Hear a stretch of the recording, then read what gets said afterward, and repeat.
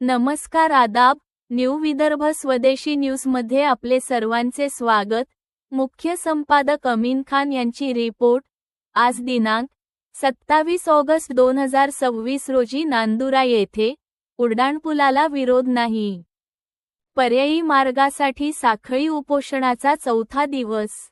नागरिक हक्क संरक्षण समितीच्या वतीने नांदुरा शहरातील प्रस्तावित उड्डाणपुलासाठी पर्यायी मार्गाच्या मागणीसाठी सुरू असलेल्या साखळी उपोषणाचा आज चौथा दिवस पार पडला।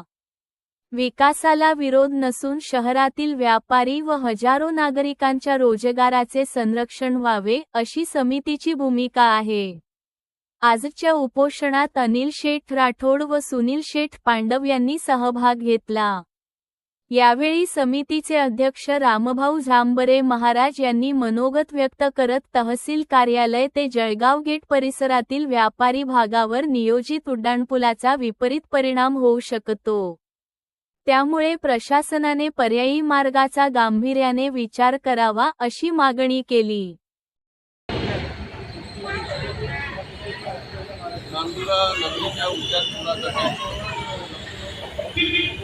नागरिक हक्क समिती यांचा पूर्णपणे पाठिंबा, कारण रेल्वे गेटवर होणारा जो त्रास आहे हा विद्यार्थी आहे, त्यानंतर सर्वसामान्य माणसं आहे, रुग्ण आहे आणि त्या ठिकाणच्या सर्व लोकांना तो अतोनात त्रास आहे।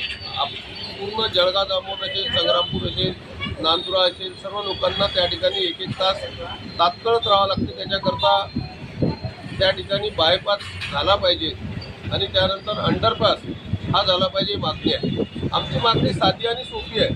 शेगावला ज्या धर्तीवर कुटे साहेबांनी आणि खासदार प्रतापराव जाधव आज मंत्री यांनी ज्या पद्धतीनं शेगावला कोणाचं घर तोडलं नाही, कोणाचं मकान तोडलं नाही, त्या ठिकाणी केलं। त्यांची लोकसंख्या नांदुऱ्यापेक्षा 10 पटीने संत गजानन महाराज त्या ठिकाणी आहे आणि संपूर्ण महाराष्ट्राचे भाविक येतात, परंतु त्या ठिकाणी सर्वांचं हित जोपासतं। मलकापूर शहर आपल्यापेक्षा लोकसंख्येनं जास्त आहे, त्या ठिकाणी सुद्धा उड्डाणपूल नाही आहे। मग एवढा मोठा उड्डाणपूल आमच्याकरता कशाकरता येणार आहे? शेतकऱ्याच्या बैलगाड्या कुठून जाणार आहे? विद्यार्थी कुठून जाणार आहे? एखाद्याच्या घरी रुग्ण आहे तो कुठून जाणार आहे? एखाद्याच्या घरी मय्यत झाली त्याची अंतिम यात्रा कुठून येणार आहे? या सर्व गोष्टीचा विचार लोकप्रतिनिधींनी केला पाहिजे। आणि 208 कोटी रुपयाचं टेंडर, 47% बिलोनी, ते काम कसं होणार आहे? आता बरसातमध्ये आपण पाहिलं की मालेगावचा पूल वाहून गेला एका वर्षामध्ये, लाखो करोड रुपयाचं नुकसान त्या ठिकाणी झालं। 1000 करोड रुपयाचा पूल वाहून गेला त्या ठिकाणी। अशा पद्धतीनं हा 47% बिलो काम असंच होणार आहे। म्हणून या ठिकाणी आमचं आणि हा जो उद्योग आहे या ठिकाणचा, सर्व छोटे मोठे उद्योग आहे, या ठिकाणी 50 वर्षामध्ये एकही उद्योग उभा केला नाही, एकही माणसाच्या हाताला काम दिलं नाही। मग असं नसताना मग यांच्या पोटावर कशाकरता मारता? पाठीवर मारा, गालात मारा, पण आमच्या पोटावर मारू नका। हे आमच्या मेहनतीनं आम्ही कमवतो, आमच्या मुलाचं भविष्य, आमच्या बापाचं भविष्य, आमच्या सर्व कुटुंबाचं भविष्य आणि आमच्या संसाराचा गाळा आम्ही मेहनत करून कमवत आहे। हे बी हिसकून घेण्याचं काम तुम्ही या ठिकाणी करत आहे, हे या ठिकाणचं दुर्दैव आहे। आणि इंग्रजांनी ज्या पद्धतीनं राज्य करत असताना लोकांना हित जोपासलं, तुम्ही या ठिकाणी बरसातमध्ये लोकांच्या अतिक्रमण काढून राहिले, घरं पाळून राहिले, दुकानं पाळून राहिले, तर ह्या हिटलरशाही या ठिकाणी थांबली पाहिजे। म्हणून संघर्ष समितीचं आंदोलन आहे। आज या ठिकाणी 27 तारीखला या ठिकाणचे उद्योगपती अनिल शेठ राठोड, त्याचप्रमाणे दुसरे उद्योगपती सुनील पांडव, हे या ठिकाणी आज धरणे आंदोलनामध्ये बसलेला चौथा दिवस आहे।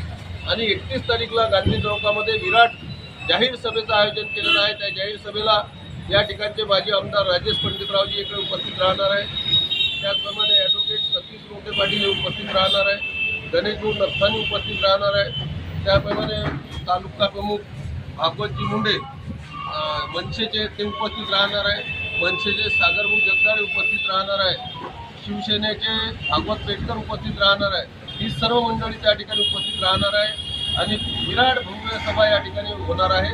त्याकरता आमचं एकच मागणी आहे की आमच्या गालावर मारा, पाठीवर मारा, पण आमच्या पोटावर मारू नका, एवढीच विनंती आहे राज्यकर्त्यांना। थोडीफार त्यांना दयामया असली, थोडीफार अनाज खाता, थोडीफार काही शरम वाटत असेल तर त्यांनी या ठिकाणी आमच्या मागणीची नोंद घ्यावी ही विनंती या ठिकाणी करत आहे।